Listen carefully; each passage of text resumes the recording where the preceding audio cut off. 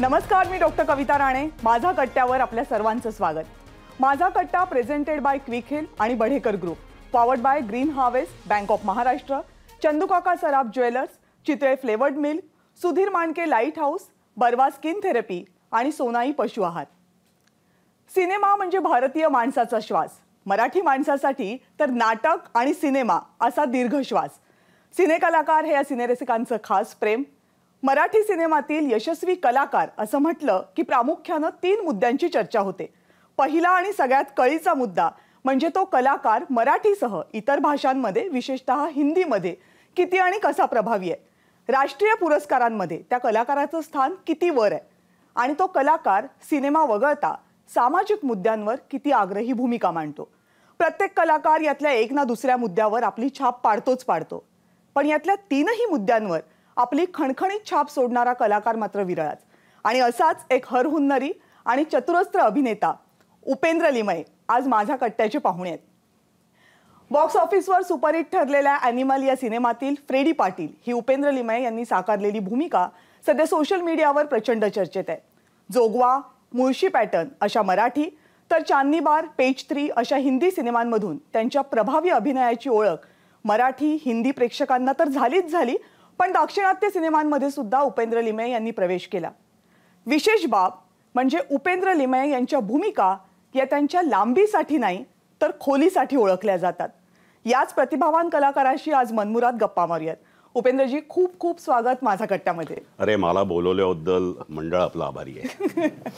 उपेंद्र, सध्या ॲनिमलची प्रचंड चर्चा आहे आणि ती चर्चा म्हणजे मी तर त्या सिनेमाच्या बद्दल इतकं निगेटिव्ह ऐकत किंवा वाचत राहिलो आणि खास करून जेव्हा स्वानंदनं त्याच्याबद्दलची एक पोस्ट लिहिली होती आणि या सिनेमानं कसा म्हणजे बॉलिवूडच्या बद्दलची प्रचंड काळजी, एकूण सिनेमाच्या बद्दलची काळजी आणि भारतीय समाज मानसाच्या बद्दलची चिंता व्यक्त करणारे, कारण ह्या सिनेमाला जर लोक दाद देत असतील तर आपलं काय होणार अशा टाईपचं ती पोस्ट होती. पार्लमेंटमध्ये या विषयावर चर्चा झाली की हा सिनेमा आणि असे सिनेमे आपल्याला कुठे घेऊन जाणार आहेत. तर एकंदरीत सगळं निगेटिव्ह ऐकत असताना त्याच्याबद्दल एकदम जे पॉझिटिव्ह ऐकायला यायला लागलं आणि त्याची जी सुरुवात झाली ती त्या सिनेमातल्या तुझ्या रोलमुळं. तो भले खूप छोटा रोल आहे, पण त्या रोलच्या नंतर आणि तू त्या 3-3.5 तासाच्या सिनेमामध्ये 10 मिनिटाच्या तुझ्या भूमिकेनं जे काही गारुड सगळ्या प्रेक्षकांच्या मनावर निर्माण केलंस त्याच्यामुळं आणि त्यामुळं अर्थातच या सिनेमाच्या बद्दल ज्या सिनेमाबद्दल इतकं नकारात्मक बोललं जात होतं पण जो खूप चालतोय, त्या सिनेमामध्ये ज्याच्याबद्दल चांगलं बोललं जातंय अशा तुला ह्या सगळ्याकडे बघून तुझी काय भावना आहे? ह्या सिनेमाच्याबद्दल जे निगेटिव्ह बोललं जातंय त्याच्याबद्दल तुला काय वाटतं आणि तुझ्याबद्दल जे इतकं पॉझिटिव्ह बोललं जातंय त्याच्याबद्दलही काय वाटतं? नाही, मुळामध्ये त्याच्याबद्दल निगेटिव्ह बोललं जातं आहे हा एकच भाग तुमच्यापर्यंत आलेला आहे. भरभरून पॉझिटिव्ह कॉमेंट्स आणि पॉझिटिव्ह फीडबॅक माझ्याकडे पण आलेला आहे. त्यामुळे दोन्ही आहे आणि ते अत्यंत रिलेटिव्ह आहे आणि त्याच्याबद्दल माझं असं काही म्हणणं नाही की फक्त अनफॉर्च्युनेटली काय आहे, बरेच जण तो चित्रपट न बघताच त्याच्याबद्दल एक म्हणजे मी माझंच सांगतो ना, माझंच असं की मला तो इतकं निगेटिव्ह ऐकलं की मला असं वाटलं की अरे आपण बघायलाच नाही पाहिजे. बरोबर. तर मलाही पण एक मैत्रीण भेटली, अरे बापरे एवढी चर्चा आहे ना उप्या, मी तर त्या वाट्यालाच नाही जाणार. तर मी म्हणालो हरकत नाही, पण एक म्हणजे सर्वसामान्य माणसाने म्हणलं तर मी समजू शकतेस, तू एक अभिनेत्री आहेस, तू एक त्याचा भाग म्हणून तरी बघायला काही हरकत नाही. ते बघितल्यानंतर तू फोन कर, मग आपण सविस्तर त्याच्याविषयी गप्पा मारू. तर तो ज्याचा त्याचा प्रश्न आहे आणि प्रत्येक कलाकृती ही सगळ्यांनाच आवडेल असं होत नाही. आणि काळजीवाहू ही जी स्टेटमेंट्स आत्ता येत आहेत, तर आपल्याकडे खूप जुनी म्हण आहे की तमाशाने कधी समाज बिघडलेला नाही आहे आणि कीर्तनांनी तो सुधारणार नाही आहे. त्यामुळे एवढे असे अरे बापरे आता काय होणार भारतीय चित्रपटसृष्टीचं आणि एवढी काळजी करण्याचं काही कारण नाही. मुळात मी असं म्हणेन की जाऊन बघा, तर तुम्ही जाऊन बघा आणि मग ठरवा. तू सहकुटुंब बघितला? ऑफकोर्स मी सहकुटुंब बघितला. त्याच्यानंतर 18 म्हणजे ॲडल्ट्स आहे फिल्म आणि माझी मुलं आता 18 वर्षाच्या वरती आहेत, म्हणजे त्यांच्याबरोबर बघितला. आणि मला अत्यंत अभिमान आहे की एका बंडखोर दिग्दर्शकाबरोबर मला काम करायची संधी मिळाली. अत्यंत वेडपट चांगल्या अर्थाने असा तो दिग्दर्शक आहे. त्याचं कन्व्हिक्शन सॉलिड आहे आणि जसं तुम्ही ह्या निगेटिव्ह प्रतिक्रिया मी पण ऐकल्यात, पण भरभरून पॉझिटिव्ह प्रतिक्रिया माझ्याकडे पण येत आहेत की अत्यंत म्हणजे मी अनेक मुलाखतींमध्येही काही मंडळींची नावं घेतलेली आहेत.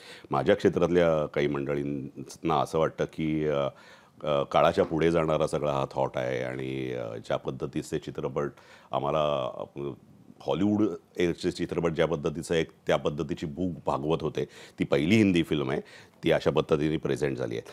तर टोकाच्या दोन्ही हे आहेत. मला स्वतःला समाधान आहे की मी या चित्रपटाबरोबर असोसिएटेड आहे आणि एक उत्तम व्यक्तिरेखा त्यानिमित्त मला करायला मिळाली, त्यामुळे त्याचं समाधान आहेच आहे. खरं तर म्हणजे बंडखोर तरुणाचा हा सिनेमा आहे. तू म्हणजे आपण जर तुझं एकूण करिअर बघितलं तर असं म्हणजे ते बंडखोर आणि अशा पद्धतीच्याच भूमिका तू करत आलेला आहेस. अनेक सिनेमांमधून ते केलेलं आहेस. अगदी तुझं नाटक म्हणजे मी जेव्हा कॉलेजमध्ये होतो तेव्हा ते कोण म्हणतं टक्का दिलानं मराठी नाट्यसृष्टीला टक्कानं धक्का दिलेला होता. तर तिथून खरं तर तुझी सुरुवात झाली. तर तो हा प्रवास म्हणजे टक्कापासूनचा हा प्रवास, तर अनेकदा असे तुझ्या वाट्याला ह्या अशा भूमिका आलेल्या आहेत. तुला मजा येते अशाच भूमिका करायला? डेफिनेटली मला अशा भूमिका करायला मजा येते आणि म्हणजे बरेच जणांना असं वाटतं की मी कलाकार आहे का चळवळीतला माणूस आहे.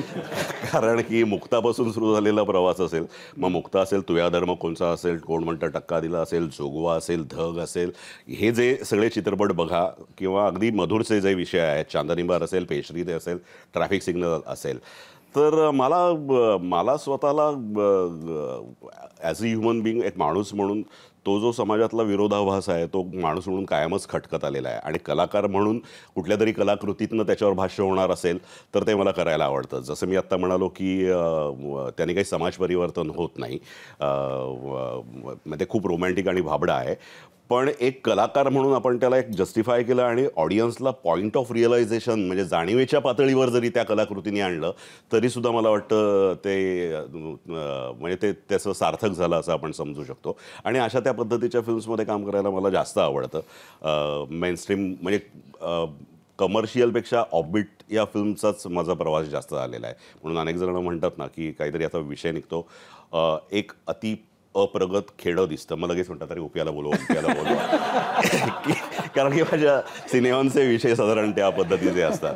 म्हणजे परवाच संदीपचा किस्सा बायकोला सांगत होतो आणि ती एवढी खळखळून हसली तर संदीप म्हणाला की मी संदीपला असं परत परवा भेटल्यावर म्हणालो की अरे वाय मी, संदीप म्हणजे डिरेक्टर, की मलाच का तू घेतलंस, तुला बरेच मिळाले असते. तर तो म्हणला नाही, इनिशियली एक तमिळ ॲक्टर होता माझ्या डोक्यात, पण जेव्हा मराठी आलं तेव्हा माझ्या डोक्यामध्ये तूच होतास.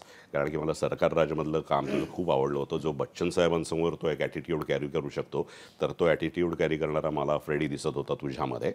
तर मी माझ्या असिस्टंटला म्हणालो की कॉन्टॅक्ट हिम, लुक देखो उपेंद्र सर कहाँ है, वो अब्रॉड में शूट कर रहे हैं, अमेरिका में कर रहे हैं, युरोप में कर रहे हैं. तर त्यांच्या भाबडेपणाचा खूप मला वाटलं. म्हणजे माझ्या मनात होतं अरे I was shooting near Bhor only in the fields of Indrayani rice, असं माझ्या मनात आलं होतं. बायकोला मी सांगितल्यावर ती एवढी हसायला लागली आणि मित्रांनाही सांगितलं तर माझ्या मित्राचीच रिॲक्शन होती, राया अभ्यंकर भाबडे असतात रे ओप्या ते. पण ज्या स्केलवरती मंडळी काम करतात आणि त्यांना असं वाटतं की या पद्धतीचा ॲक्टर खूप बिझी असेल, हे वेगळ्या अर्थाने मनाला सुखावणारं असतं तुमच्या, पण खूप ह्युमरस. पण उपेंद्र म्हणजे मला सांग की तुझ्यामध्ये तर त्याला जे वाटलं असं होण्याची क्षमता आणि शक्यता सगळ्या होत्या, ते का नाही होत? म्हणजे तुला इच्छा नाही हॉलिवूडमध्ये जावं?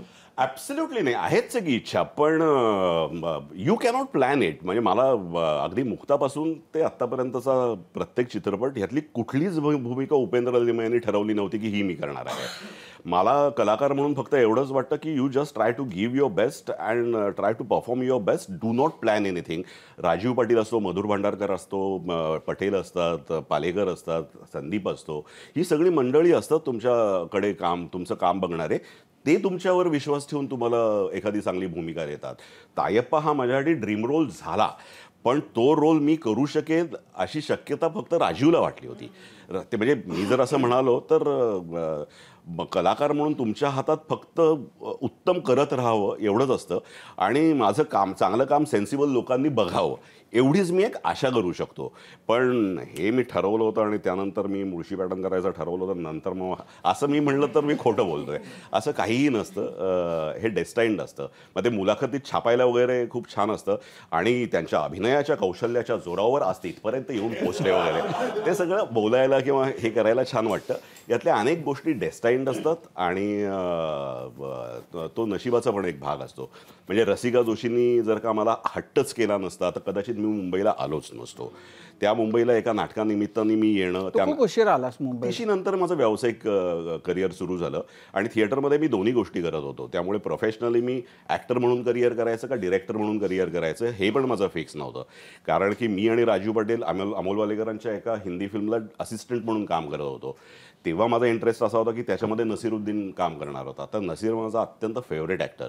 तर एका उत्तम अशा ॲक्टरचं ॲप्रोच टुवर्ड्स हिज परफॉर्मन्स किंवा कॅरेक्टर काय असतं हे मला खूप जवळनं बघता येईल, हा माझा त्यामागचा हेतू होता. अनफॉर्च्युनेटली ती फिल्म झाली नाही आणि ते राहिलं. आणि मग रसिकाच्या या आग्रहाखातर सुपरहिट नंबर 1 हे विनय आपटेंचं नाटक, त्याच्यासाठी मी आलो. कारण की रसिका म्हणली ते जरा बोल्ड नाटक आहे आणि थोडं फिजिकल आहे आणि रसिका आणि मी ग्रिप्स थिएटर खूप केलं होतं पुण्यामध्ये. तर रुपया तू आलास तर बरं होईल. तर तिला माहिती होतं मी व्यावसायिक नाटक करत नाही, कारण ऑल द बेस्टपासून सगळी नाटकं माझ्याकडे आली होती. तेव्हा ते एक प्रायोगिकची एक मस्ती असते ना, नाही ते व्यावसायिक नाही करणार वगैरे असं, ते साधारण तो एक सुपिरियरिटी कॉम्प्लेक्स असतो, त्या ह्याच्यातनं मी पण होतो. पण नंतर तो काय आहे, प्रायोगिकची चळवळी जी आमची चालू होती पुण्यामध्ये, तो सगळा एक 50-60 लोकांचा ग्रुप फक्त मी आणि संजय पवार या दोघांपुरतंच येऊन थांबला. कारण की बाकी सगळ्या लोकांच्या प्रायोरिटीज ठरल्या, नोकरी मिळून लोक कामाला लागली.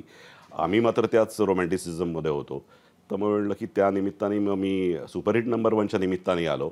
त्यानिमित्ताने लोकसत्ता आणि महाराष्ट्र टाइम्समध्ये जाहिरात यायला लागली की उपेंद्र लिमये सुपरहिट नंबर 1. मग माझ्या कंटेम्पररी सगळ्या लोकांना कळलं की हा व्यावसायिक करायला आला आहे. मारे उप्या हे काम आहे, उप्या ते काम आहे. फॉर्च्युनेटली कधी मला काम मागायची वेळ नाही आली, मला कामं मिळत गेली आणि मग ते सुपरहिट नंबर 1 सुपर फ्लॉप झालं.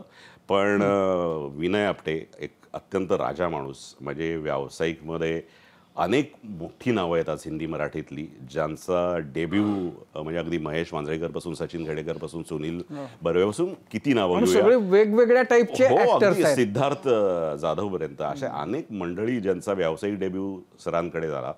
माझ्या नशिबाने माझाही डेब्यू तिथंच झाला. आणि मधुर भांडारकर हा विनय आपटेंचा मोठा फॅन, आणि तेव्हा मधुर भांडारकर चांदनीवार करत होता. तेव्हा विनय आपट्यांनी त्याला फोन करून सांगितलं, अरे मधुर, तू फिल्म करतोय ना, माझा हिरो आहे, पुण्याहून आलाय, तो त्या फिल्ममध्ये रोल करतोय, मग त्याला रोल देशील का, त्याला एक त्याच्या लायक काम तो काम करतोय. दॅट वॉज विनय आपटे, ती त्यांची स्टाईल होती. आणि मग मधुर भांडारकरचं आणि माझं एक ट्युनिंग जमलं. चांदनीबारच्या अगोदरपर्यंतचा मधुरचा स्ट्रगल हा भयानक होता. म्हणजे भयानक म्हणजे मला आठवतोय त्याप्रमाणे तोही साध्या रिक्षेने येऊन मीटिंग्स करून खूप त्यांनी रिजेक्शन्स अनुभवून एक जेव्हा चांदनीबार मिळाला आणि जेव्हा ती रिलीज झाली, एका रात्रीमध्ये तो नॅशनल फिगर झाला. आणि मधुरला असं वाटायचं की उप्याला पण तेवढंच काम मिळालं पाहिजे, तो उप्या तेवढाच चांगला ॲक्टर आहे. तर मी त्याला म्हणायचो, अरे मला कसं मिळेल काम, त्या चांदनीवारमध्ये आम्ही सगळ्यांनी कामं केली तरी तुझा कॅमेरा फक्त त्या तब्बूवर जातो, तिला काय वाटतंय, तिला काय, आमचा फक्त आवाजच येणार, कसं होणार. पण तो म्हणला, नाही उप्या, मी तुला एके दिवशी असं काम देईन की बॉलिवूडमध्ये मला हे सांगायची गरज नाही पडणार की तू किती चांगला ॲक्टर आहेस. आणि तो रोल त्यांनी मला पेस्ट्रीमध्ये दिला. जेव्हा की तो रोल प्रोड्युसरच्या मनात सुनील शेट्टी किंवा असं तत्सम कोणीतरी करावा असं होतं, तेव्हा मधुर म्हणला की no, I don't want to work with star, I want to work with an actor. आणि उपेंद्रच तो करेल, तो he is a man of his words असं मी म्हणेन. त्यामुळे हे सगळं अनप्लॅन्ड आहे की त्या नाटकासाठी येणं, विनय आपटे, मधुर भांडारकर, मग पेस्ट्रीमुळे राम गोपाल वर्मा, मग अमिताभ बच्चन, मग साऊथची फिल्म मिळणं. मी जर असं म्हटलं की हे मी तसं प्लॅन केलं होतं तर मी खोटं बोलतोय. हे त्या एकातनं एक ते घडत गेलं आणि त्या प्रॉबॅबिलिटीज ओपन झाल्या आणि ते तिथपर्यंत. पण मला ना तरी म्हणजे इतके तू सिनेमे केलेस आणि यातले बहुतेक सिनेमे मी बघितलेले आहेत, पण मला आजही जोगवा जेव्हा बघतो तेव्हा त्यातलं जे कारुण्य आहे ना, जे तुझ्या डोळ्यामध्ये, म्हणजे मी तर म्हणेन की ती ऑस्करच त्याला मिळायला पाहिजे, इतक्या उच्च दर्जाचा तो आहे. पण त्याचा तुला फायदा झाला का? म्हणजे नॅशनल अवॉर्ड मिळालं, तुझ्या भूमिकेचं खूप कौतुक झालं आणि तू काय उंचीचा ॲक्टर आहेस हे त्यातनं सिद्ध झालं. पण तुला त्याचा म्हणजे पुढच्या आयुष्यामध्ये ते झालं त्याचा फायदा म्हणजे मला खूप असं वाटलं होतं की त्याच्यानंतर त्याच्या तोडीच नाही, त्याच्या आसपास जाण्याचं काम येईल. आली कामं, नाही असं मी म्हणणार नाही. मी चांगले चित्रपट त्याच्यानंतरही मला खूप करायला मिळाले. पण साऊथमध्ये जे एक आहे ना, नॅशनल म्हणल्यावर एक वेगळंच काहीतरी असतं आणि एक त्याचं तो एक बदल होतो. तसं अनफॉर्च्युनेटली नाही झालं खरं सांगायचं झालं तर. इगो मसाज खूप झाला, प्रचंड इगो मसाज. ते नॅशनल अवॉर्ड विनिंग मराठीतला पहिला वगैरे. पण त्याच्यातनं कामं जनरेट चांगली झाली तर मजा. म्हणजे मी काही माती खाल्ली नाही, बऱ्यापैकी कामं चांगली मला तू खाल्ली असेल ना कुठेतरी? हो, डेफिनेटली. इतकं मोठं नाव आहे की मी इथं घेऊ शकत नाही ते. आणि मराठी चित्रपट सृष्टीतल्या आम्ही 15-16 जणांनी एकत्र माती खाल्ली आहे. आता ते कळेल पण सगळ्यांना.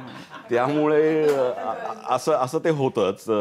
पण ओव्हरऑल करिअरमध्ये जर मी 12 किंवा 13 फिल्म माझ्या नॅशनल अवॉर्ड विनिंग असतील ज्याच्यात मी ॲक्टर म्हणून सहभागी आहे, तर मग आपण तुलनेने कमी माती खाल्ली आहे किंवा आपला चाललाय तो मार्ग बरा आहे असं वाटतं. आणि पण रिग्रेट्स नाहीत. जोगवानंतर ज्या पद्धतीच्या फिल्म्स मला करायच्या होत्या त्या माझ्याकडे येत तुला नव्हत्या. सगळ्यात समाधान जास्त कोणत्या फिल्मनं मिळालं? खूप आतूनच, म्हणजे मला वाटतं, माझी खात्री आहे जोगवाच असेल. ऑफकोर्स. म्हणजे जोगवाच्या त्यात आयप्पाचं कंपॅरिझन होऊ शकणार नाही कशाशीच. आणि मी जसं म्हणालो की जर मी असं म्हणालो तर त्याच्यात अनेक गोष्टी आहेत. म्हणजे मुळात राजीव पाटीलला त्याबद्दल फिल्म करावीशी वाटणं आणि त्या डार्क सब्जेक्टवर त्यांनी तायप्पा आणि सुलीची लव्ह स्टोरी म्हणून ते ट्रीट करणं, तो तायप्पा उपेंद्र लिमये करेल हा त्याला विश्वास वाटणं. त्याच्यानंतर ते उत्तम सीन्स होण्यामध्ये त्या मुक्ताचंही तेवढंच कॉन्ट्रीब्युशन आहे. की मी जर असं म्हणालो त्याची की पहिलीच होती का फिल्म? नाही, तिने थोड्याफार केलेल्या होत्या, पण मला वाटतं मेन रोलवाली तशा अर्थाने पहिली फिल्म असेल मुक्ताची, ती असेल. उत्तम शब्द आणि गीत लिहिलेले संजय पाटील असतील. उत्तम माझे जे एक्सप्रेशन्स असतील तो ग्रॅप करणारा संजय जाधव असेल. उत्तम गाणी करणारा तो अजय अतुल असेल. अशी ती सगळ्यांची भट्टी आहे. आणि म्हणजे मी तशा अर्थाने ड्रीम म्हणतो ना की हे सगळे तुमच्यासाठी असताना आणि मग तुला एक तो मेन प्रोटॅगनिस्ट म्हणून किंवा एक हे करायचं आहे, तर ह्याच्यात ह्या सगळ्यांचं कॉन्ट्रीब्युशन खूप आहे. त्यामुळे तशा अर्थाने ते झाल्यावर मला वाटतं की अरे आपल्या हातून एक तो ड्रीम रोल, ड्रीम प्रोजेक्ट झालं. आता समजा तो तायप्पा आणि इकडचा हा फ्रेडी पाटील, तर म्हणजे तायप्पापेक्षा सुद्धा कौतुक आता फ्रेडी पाटीलचं तुझ्या वाट्याला येत. हो हो हो. तर ह्याच्याकडे तू कसा बघ? नाही म्हणजे तो एक गमतीशीर भाग आहे आणि तो काळाचा पण भाग आहे आणि तो रिजनल आणि नॅशनलचा फरक आहे. असं मला वाटतं की कितीही झालं तरी आता अमराठी पण अनेक लोकांनी जोगवा बघितली आहे किंवा तेव्हा त्यांना जेव्हा कळलं की माझी ती फार बेस्ट फिल्म आहे, तेव्हा अमराठी लोक आता बघतात आणि मला कळवतात की ऑटो परफॉर्मन्स सर वगैरे. पण तरीसुद्धा जोगवाला एक रिजनलच्या मर्यादा होत्या. आज फ्रेडी ज्या पद्धतीत पोचतोय, म्हणजे मला माहीत नव्हतं इतकं काहीतरी अघोरी पद्धतीत ते होईल. 3 दिवस माझ्या घराचा स्टुडिओ झाला होता आणि फक्त नॉर्थ अमेरिकेचा एक डिजिटल प्लॅटफॉर्म आहे, त्यांची माणसं मुंबईतली येऊन माझे इंटरव्ह्यूज घेऊन जात आहेत, ऑस्ट्रेलियातली माणसं घेऊन जात आहेत. तर एवढ्या भयानक पद्धतीत तो पोचेल असं मला वाटलं नव्हतं. कलाकार म्हणून मग ते असा तो त्रास होतो की यायला हा असा जर तायप्पा पोचला असतं तर काय मजा आली असती, असं एक आर्टिस्ट म्हणून वाटतं. पण म्हणजे एकूण तुझा या अभिनय आणि याच्याशी म्हणजे आता कोण म्हणता तुझ्याकडे आलं कसं? मी 12वी सायन्स नंतर डायव्हर्सिफिकेशन करून डायरेक्ट पण मग तुझ्या शाळेमध्ये वगैरे असताना भरपूर? हो, म्हणजे तो अगदी सुरुवात जर म्हणाल तर म्हणजे माझा ग्रामीण चित्रपटांशी पण जास्त संबंध आहे किंवा त्या भागातलं जास्त हे असेल. याचं कारण असं असेल की माझ्या प्रत्येक सुट्टीमध्ये 15-15, 20-20 दिवस मी माझ्या गावी जायचो. कुठं? मावळामध्ये पवनाथ धरणाच्या शेजारी कोथरूड नावाचं एक छोटंसं गाव होतं. त्या गावामध्ये काका असायचे, काका काकू. आणि ते गाव म्हणजे ते गाव होतं की वीज नाही, पाणी नाही. प्यायचं पाणी विहिरीवरनं आणायचं आणि वापरायचं पाणी नदीवरनं आणायचं. म्हशींबरोबर रानात जायचं. तिकडचा उरूस मी खूप एन्जॉय केलेला आहे. आणि अंगण थोडंसं मोठं होतं आणि दिवे नाहीत, कंदीलच किंवा चिमणी. ज्याच्याकडे बत्ती असेल तो श्रीमंत माणूस टाईप, अशा त्या सगळ्या वातावरणामध्ये. आणि अंगण थोडं मोठं असल्यामुळे बरेच गावकरी त्या अंगणात झोपायला यायचे. त्यांची गोधडी घेऊन ते सगळे झोपायला तिथे यायचे आणि ते गोधडी घेऊन ते सगळे जमले की 8-8:30 वाजता तिथं मी काहीतरी नकला करून दाखवायचो.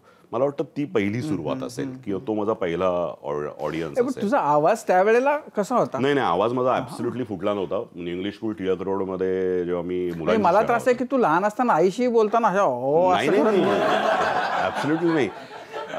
शाळेमध्ये मी स्त्रीपात्र करायचो कारण की माझा आवाज फुटला नव्हता. तेव्हा माझा थोडा बायकी आवाज होता आणि अनेक भूमिका शाळेमधल्या मी स्त्रीपात्राच्या केलेल्या आहेत.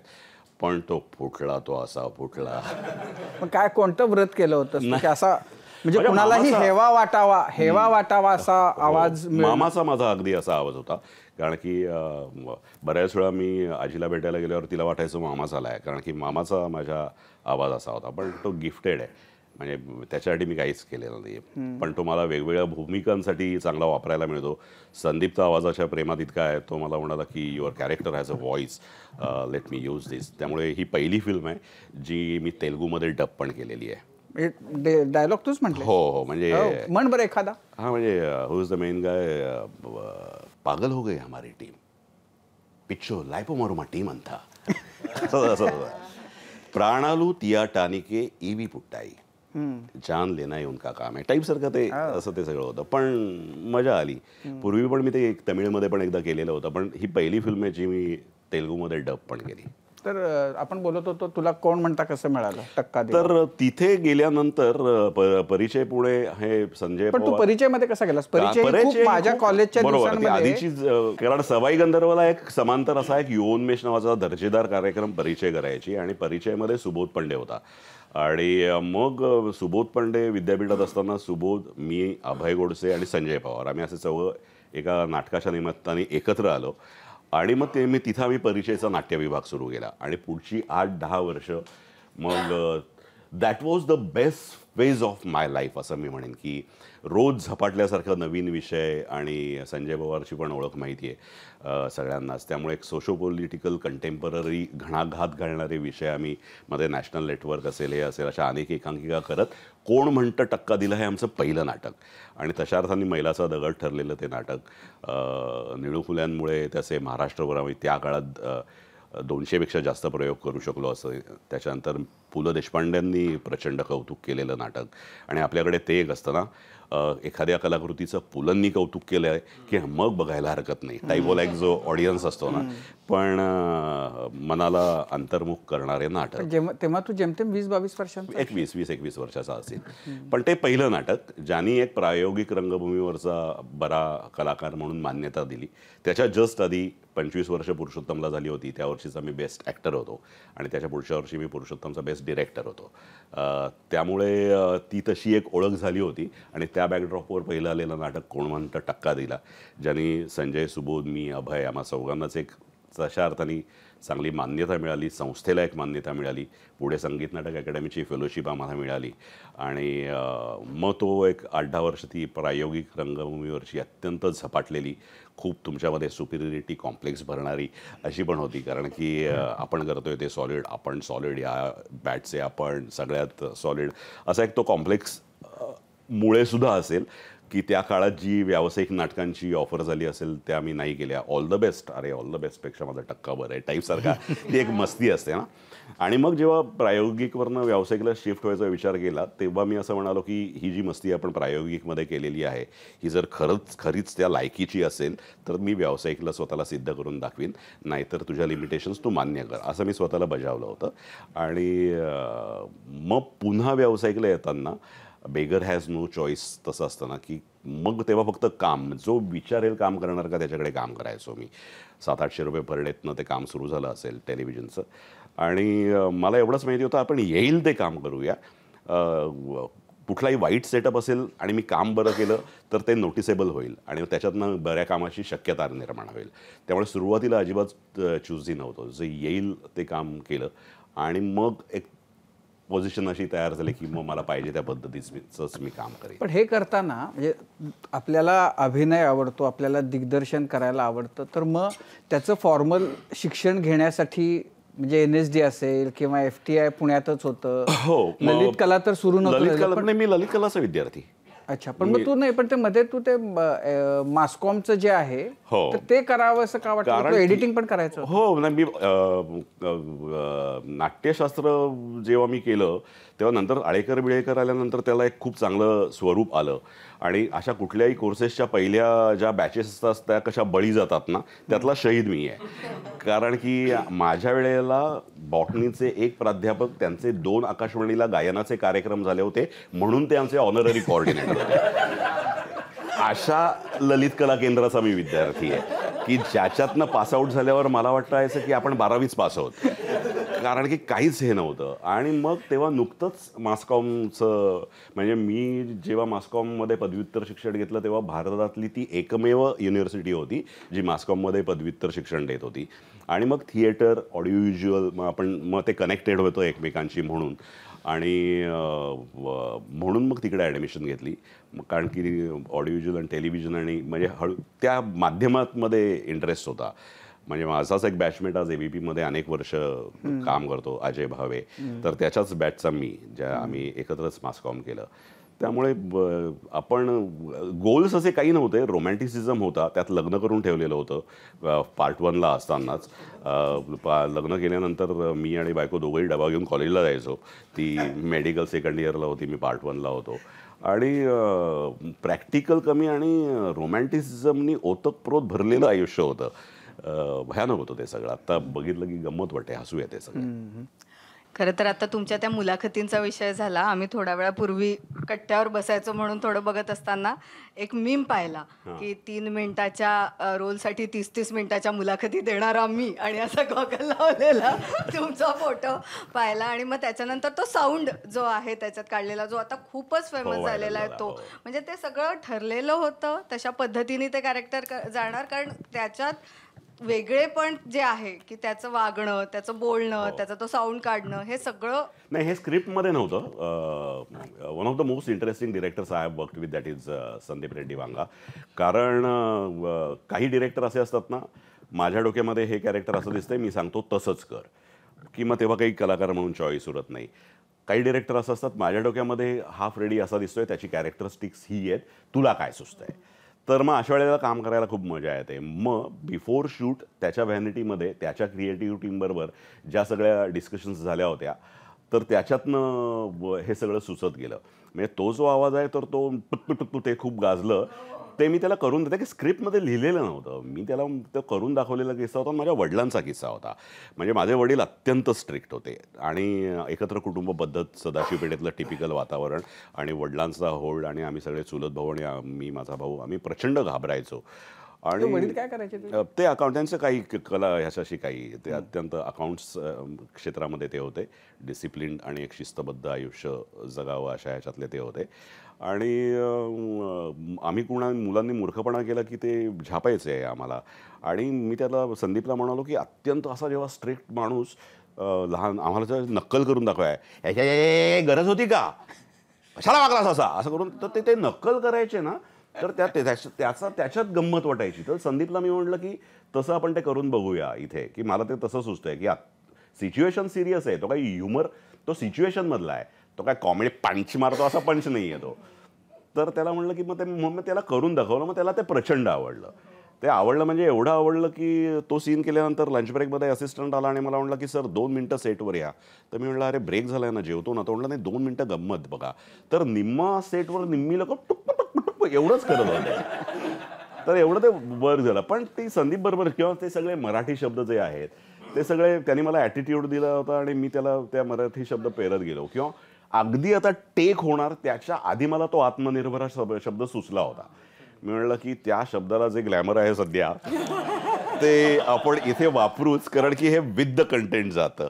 आणि ते इतकं व्हायरल झालं की म्हणजे मला फक्त आत्मनिर्भर एवढेच मेसेजेस येतात, आत्मनिर्भर आणि जलवा असे हे येतात. पण ते that credit goes to Sandeep की त्यांनी मला ते फ्री हँड दिला. तरी तू नकार का दिलास या भूमिकेला, का द्यावं असं वाटलं? नाही, नकार म्हणजे सिंपल मुद्दा आहे. त्याच्या एडीचा मला फोन आला होता की सर टी सिरीजची एक फिल्म आहे, रणबीर कपूर काम करतोय, एक सीन आहे, करणार का? मी म्हटलं नाही करणार. याच्यात काय इंटरेस्ट आहे ना, की रणबीर कपूर आहे, टी सिरीज आहे, एक सीन मला नाही इंटरेस्ट, अशा अर्थाने ते होतं की आणि मराठीमध्ये बरं काम चालू असताना हिंदी केवळ आहे, रणबीर कपूर आहे म्हणून एक सीन जाऊन करावा अशी काही मला, मग बरं काम करून झालंय माझं. मग पेशरींनी मला आनंद दिलाय, चांदनीवर दिलाय, ट्रॅफिक सिग्नल दिलाय, सरकार राजनी दिलाय, तर मग असं म्हणून तो नकार होता की एक सीन काही किक नाही, एक सीन ठीक आहे. मग जेव्हा तो म्हणाला की संदीप सरांना काही करून एक मीटिंग करायची आहे, तर संदीपची फिल्म मला आवडलेली होती, कारण की संदीपची फिल्म बघून मला जुना राम गोपाल वर्मा आठवला, म्हणून मी म्हणलं की आपण फार फार तर जाऊन मीटिंग करून नाही म्हणून सांगू, पण एका interesting director, south Indian interesting डिरेक्टरबरोबर मीटिंग तर होईल, म्हणून मी गेलो. पण त्यांनी सीन सांगितल्यानंतर, सिक्वेन्स सांगितल्यानंतर मी कन्व्हिन्स झालो, कारण की जरा वेगळं होतं, टिपिकल काहीतरी नव्हतं, आणि परत बॅटिंग होती थोडीशी. आणि मी त्याला विचारलं ही बॅटिंग मला रणबीर कपूर करून देईल का, कारण की इन्सिक्युअर असतात ही सगळी मंडळी, एका क्लोजनी सुद्धा कॉम्प्लेक्स येऊ शकतो असे पण अनुभव आहेत. तर तो म्हणला नाही, मी तुला जसं सांगतोय तसंच होणार, आणि तसंच झालं. याच मुद्द्यावर प्रश्न विचारतो की सिनेमा हे पूर्णतः दिग्दर्शकाचं माध्यम आहे. मी तुझ्या पिढीचा आहे, दोन्ही पिक्चर बघायचे होते, ॲनिमल असेल किंवा सॅम बहादूर. फक्त प्रश्न हा होता की पहिला कुठला बघायचा. नवीन पिढीबरोबर बघितला, त्याच्यामुळे त्यांनी सांगितलं ॲनिमल बघायचा. तू एवढ्या दिग्दर्शकांबरोबर मोठ्या काम केलंयस, मराठीपासून हिंदीपर्यंत, तर सिनेमा हे माध्यम काय बदललंय आणि आजची पिढी ॲनिमलला जास्ती प्रिफर करते, त्यामुळे आपण जे पिढीतनं आलोय, नायक हा सद्गुणांचा पुतळा हे मनावर बिंबवलेलं होतं, तर हे आता सगळं गुंडाळून बाजूला ठेवते नवीन पिढीचे दिग्दर्शक. गुंडाळून बाजूला ठेवते असं मला म्हणायचं नाही आहे. बेसिक गोष्टी ज्या आहेत इमोशन्सच्या त्या तशाच राहणार. तो काय काळ बदलला म्हणून ती इमोशन्स चेंज होणार नाहीत, त्यामुळे तो तर ते तसंच राहणार आहे. पण नव्या पिढीला अजून धाडसानी, अजून बंडखोरपणे, जे यापूर्वी झालं नाही आहे, असं काहीतरी म्हणायचं आहे, असं काहीतरी मांडायचं आहे. ते कन्व्हिन्सिंगली मांडण्याचा ते प्रयत्न करत आहेत, त्यामुळे अशा धाडसाचं कौतुक करायला पाहिजे. म्हणजे मला अनफॉर्च्युनेटली आत्ता ॲनिमलच्या निमित्ताने असं वाटलं की माझ्या जनरेशनची माझी जी मित्रमंडळी आहेत किंवा माझ्या शाळेतले जे मित्र आहेत, ते जास्तीत जास्त मोदींच्या आंतरराष्ट्रीय सगळ्या गोष्टी करेक्ट चालल्यात की नाहीत इथे रमलेले जास्त, आणि त्यांनी फिल्म नाही बघितलेली, पण ह्या सगळ्यांच्या मुलांनी मात्र बघितलेली आहे. ह्या सगळ्यांच्या मुलांनी बघितली आहे, म्हणजे असा कोणीच नाही आहे. म्हणजे ते परदेशात पण बघितलेली आहे, म्हणजे भारतामध्ये तर बघितलेलीच आहेत, पण फोन असेलच, अरे अमेरिकेहून मुलाचा फोन आला आणि काकाने अप्रतिम काम केलं आहे, बाबा जरा बघ फिल्म कशी बदलली आहे, असे मुलांचे फोन येत आहेत. पण ती यंग जनरेशन जास्त कनेक्ट होती आहे, तू म्हणतोयस ते बरोबर आहे. पण उपेंद्र, जर समजा कारण तू दिग्दर्शन केलेलं आहेस, तू जर दिग्दर्शक असतास तर यातला फ्रेडी पाटील जो आहे तो तू असाच केला असतास? मी दिग्दर्शक असतो तर कदाचित ॲनिमल माझ्या डोक्यात आलं असतं की नाही मला माहीत नाही. म्हणजे त्यामुळे मी डिरेक्टर पॉईंट ऑफ व्ह्यूनी ते बघतच नाही आहे. मी फ्रेडीकडे फक्त ॲक्टर पॉईंट ऑफ व्ह्यूनी बघितलं, आणि त्यातल्या एक दोन गोष्टी अशा होत्या की त्या कशा होतील, कारण की अशा पद्धतीचा सीन माझ्या आयुष्यात मी कधीच केलेला नाही आहे की एक कॅरेक्टर आहे, त्याचं चड्डीच मागतो समोरचा कॅरेक्टर आणि हा काढून देतो आणि ते कॅरेक्टर घालतं आहे. तर मी प्रचंड हेजिटेट होतो की म्हटलं अरे असा काय सीन कन्सिव्ह केला आहे आणि ह्याची काय गरज आहे.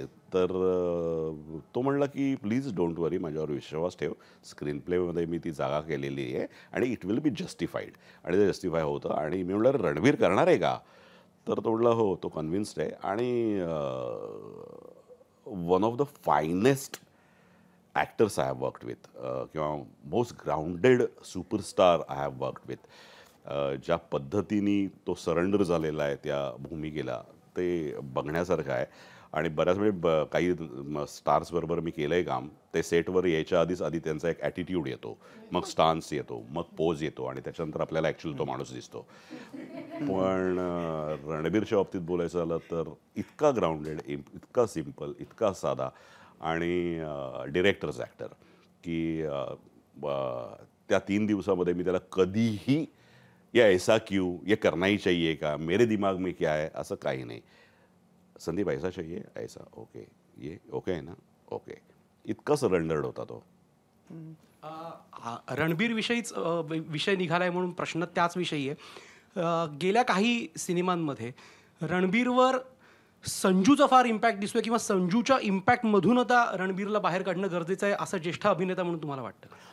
नाही, मुळात मी एवढा ज्येष्ठ अभिनेता नाही की त्याला संजूच्या इम्पॅक्टमधनं कसं बाहेर काढावं याच्याविषयी विचार करावा. इतका संजूतलं पण मला त्याचं काम आवडलेलं होतं, पण थोडा लुकमधलं सिमिलरिटी एक सोडली ना तर मला काहीच सिमिलर त्याच्यामध्ये दिसत नाही. यातला ॲनिमल जो एक आला आहे, जो त्याने प्ले केला आहे ना, तो अभ्यासक्रमाचा भाग आहे बाबा. पण या सिनेमाच्या बद्दल आणि याच्याबरोबर करताना, रणबीरच्या बरोबर करताना एरवी जे म्हणजे तू कधी केलं नसशील, म्हणजे तुमचं आधी संवाद वगैरे तर होतच असतील ना, म्हणजे जनरली होतात, सीन शूट व्हायच्या आधी त्याची रिहर्सल होत असेल. हो. तर त्याच्यामध्ये काही वेगळं होतं या कपेला? कसं होतं, 3.5 पानामध्ये 3.25 पानं मलाच बोलायची होती. त्याच्यामध्ये एक ओळ होती त्याची फक्त, एक दोन ओळी त्याच्या आणि एक ओळ त्याच्या असिस्टंटची असेल, बाकी सगळं मलाच होतं. पण ती रिहर्सल करताना अरे सगळं त्याचंच आहे, मग त्याचं झालं की मला सांगा असं कोणीतरी म्हणू शकतो. तो मुकाट्याने उभा होता तिथं. मुकाट्याने मला रिहर्सल प्रॉपर देत होता, कारण की त्या अख्ख्या सीनमध्ये फ्रेडीच सगळीकडे फिरतोय, ते सगळी लोक तिथल्या तिथेच थांबलेली आहेत. मग ते म्हणाले असतील ना की उपेंद्रला रिहर्सल त्याची करून देत, शॉर्टच्या वेळेस आम्ही येऊन उभं राहतो, काय फरक पडणार आहे. But he was there throughout, की ती माणसं, मग हे वाक्य मला याच्याशी बोलायचं आहे, मग नंतर रणबीरकडे हे बोलून हे वाक्य म्हणायचं आहे, मला परत इकडं यायचं आहे, मग परत रणबीरला म्हणायचं आहे की तुझी माणसं मला हे समजतायत वगैरे. तर त्या सगळ्या रिहर्सलसाठी, माझ्या लुकसाठी का होईना तो तिथं थांबलेला होता. तो कधीही स्टार म्हणून अरे त्याचं त्याला करून देत ना असं नव्हतं. आणि अत्यंत एका सामान्य दुसऱ्या कुठल्याही नटाने जो एक सपोर्ट दिला असता तसा त्याने दिला, म्हणून मी म्हटलं की असं म्हणू शकतो. पण म्हणजे असे किती तुमचे टेक वगैरे झाले? टेक 7 अँगलनी शॉट घेतला, त्यामुळे 7 टेक झाले आणि प्रत्येक शॉट 1 शॉट झाला. तर पहिला 1 शॉट झाल्यावर म्हणजे फंबल झाला म्हणून असा एकही झाला नाही. तर मी पहिला शॉट झाल्यावर संदीपला म्हणालो की did you get it anything else? तर तो मला म्हटला सर 3.5 पेज का सीन 1 शॉट दिया और एल्स क्या मागू मी. तर ती तशा अर्थाने कॉम्प्लिमेंट होती. पण म्हणजे मला थिएटरच्या लोकांना त्याचं फार, मी त्याला म्हणालो की तुझ्यासाठी तो 3.5 पानाचा 1 शॉट असेल, जो थिएटरमधनं आलेला आहे, जो 40 मिनिटाची एकांकिका करून आलेला आहे, त्याला कर्टन उघडल्यानंतर ॲक्शन असतं आणि कर्टन पडल्यावर कट होतो. तर आम्ही 40 मिनिटाचा पण शॉट देतोच की, म्हणजे तो 1 शॉटच असतो ना. त्यामुळे 1 शॉटचं आम्हाला कौतुक नाही, तुला पाहिजे ते गेम मिळालं आहे का, पण त्यांना ते 1 शॉटचंच कौतुक होतं आणि विथ द कंटेंट मिळाला. त्यातलं पाहिजे ते त्यांनी ठेवलं. मला अनेक गोष्टी सुचल्या होत्या, त्यातल्या काही त्यांनी ठेवल्या, काही त्यांनी कट केल्या. म्हणजे मी रणबीरला भेटायला आल्यावर मी पहिली लाईन ही सुद्धा घेतली होती, कारण मला सगळे सरदारजीच दिसतात आणि पगडीवालेच दिसतात. तर मी सगळ्यांकडे बघत म्हणतो, ये तुम लोग के पंजाब 11 का कॅप्टन कोण आहे, who is the main guy. तर असे नंबर खूप केलं होतं, त्यातलं त्यांनी जे पाहिजे त्या गोष्टी ठेवल्या, पण त्यांनी तो फ्री हँड दिला होता. आणि आजसुद्धा माझ्यासमोरच 2 ठिकाणी तो बोलवत असताना म्हणला की this is sir's idea, this is sir's idea, this is sir's idea. पण त्यांनी तो एक फ्रीडम दिला आणि ultimately it was his call. त्यांनी त्या ठरवलं. दिस इज सर्स आयडिया असं आपल्याकडे म्हणतात का? म्हणतात बुवा. कळलं. नाही, अनफॉर्च्युनेटली काय होतं, म्हणजे बायकोला खूप त्रास होता याचा की जोगवा पेश्री हे गेल्यानंतर मध्यच कुठली तरी एक फिल्म झाली ना की मग कुठलं तरी मेकर म्हणता बघितलं का ओप्या, बघितलं तुला कुठे नेऊन ठेवला. म्हणजे त्याला असं वाटतं, हो म्हणजे असा एक स्टान्स आणि ॲटिट्यूड असू शकतो, येतो कधी कधी. तेव्हा थोडंसं हसायला होतं येतं की अरे हे टक्कापासनं करतोय की, पेश्रीमध्ये पण केलं आहे की, म्हणून त्याच्यानंतर जोगवामध्ये पण केलं आहे की, तर त्यातलंच हे पण आहे. तर आणि अशा विरुद्ध मधुरची रिॲक्शन असते. म्हणजे मधुरला मी, पहिलं मी तशा अर्थाने ग्रॅमर जर बघितलं असेल तर दॅट वॉज पेस्ट्री.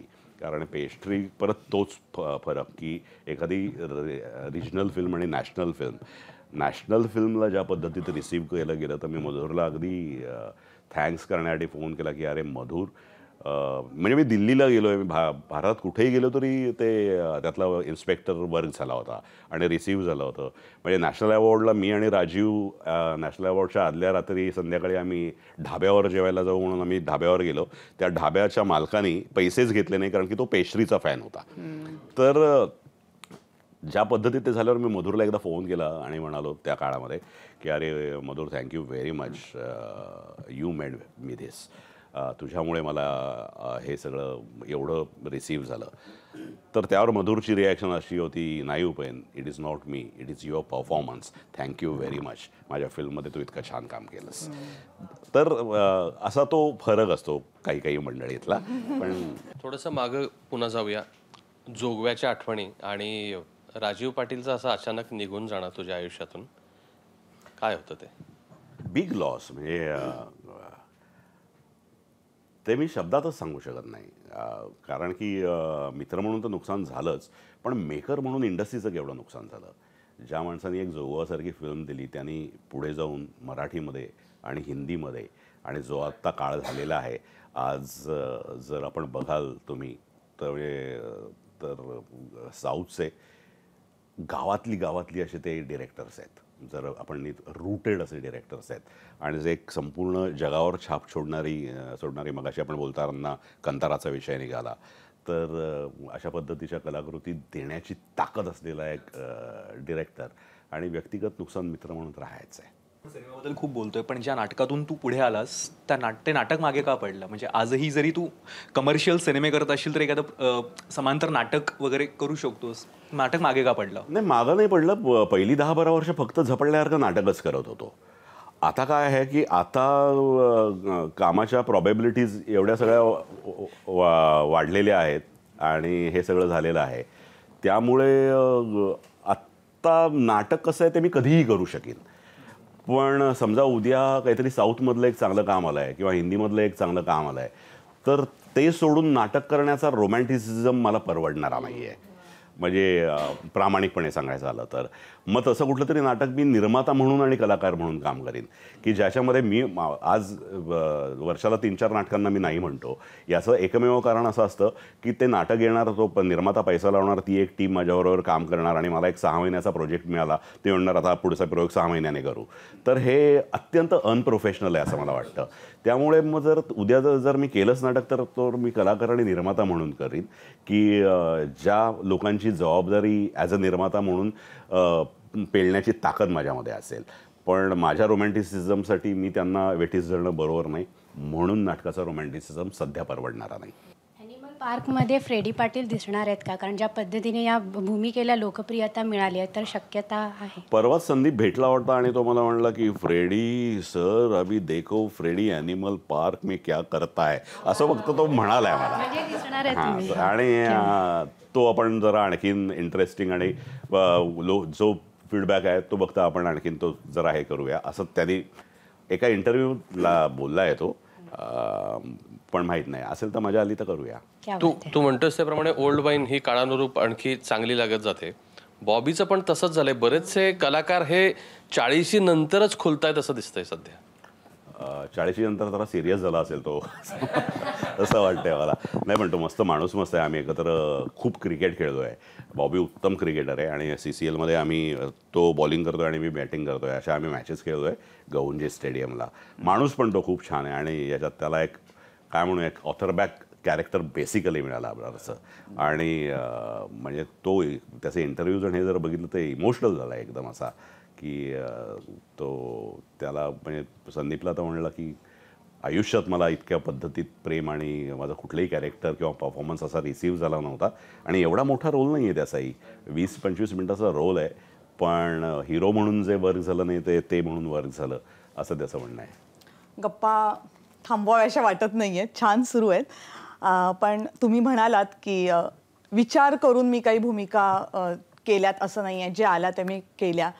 पण तुम्ही केलेल्या भूमिका या विचार करायला लावणाऱ्या आहेत, लक्षात ठेवायला लावतील, प्रेक्षकांना बाध्य करतील अशा आहेत. मग तो तायप्पा असू देत किंवा मग फ्रेडी पाटील असू देत.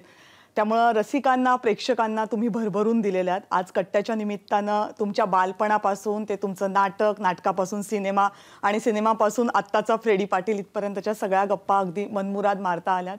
तुम्ही वेळ काढून इथे आलात आणि सगळ्या प्रश्नांची छान उत्तरं दिलीत, त्याबद्दल खूप खूप धन्यवाद. नाही, धन्यवाद खरं तर मी म्हणेन, कारण की एकदा कट्ट्यावर बोलवलं ना की मग सिलेबस कंप्लीट झाल्यासारखं वाटतं. कट्ट्याचा मी पण फॅन आहे. यूट्यूबवर मी अनेक म्हणजे इतकी थोर माणसं येऊन गेलेली आहेत. कट्ट्याच्या निमित्ताने मला इथं बोलवलं. कट्ट्याच्या निमित्ताने थोडा फ्लॅशबॅकमध्ये मला जाता आलं. माझ्या जसं मी म्हणतो तसं की अनेक जणांचे ऋण आहेत मी इथं येण्यामध्ये. मी जर असं म्हणालो की मी माझ्या एकट्याच्या नाही, तर त्या सगळ्यांची एक थोडीशी आठवण कट्ट्याच्या निमित्तानं मला काढायला मिळाली. त्याबद्दल खरं तर मंडळ आपलं आभारी आहे. पुन्हा एकदा. आणि माझा कट्टा प्रेझेंटेड बाय क्विक हिल आणि Badhekar group, powered by Green Harvest, Bank of Maharashtra, Chandukaka Saraf jewellers, Chitale flavoured milk, Sudhir Manke light house, Barwa skin therapy आणि सोनाई पशु आहार. माझा कट्टामध्ये आता वेळ झाली इथेच थांबण्याची, पण ताज्या घडामोडी जाणून घेण्यासाठी पाहत रहा ABP माझा.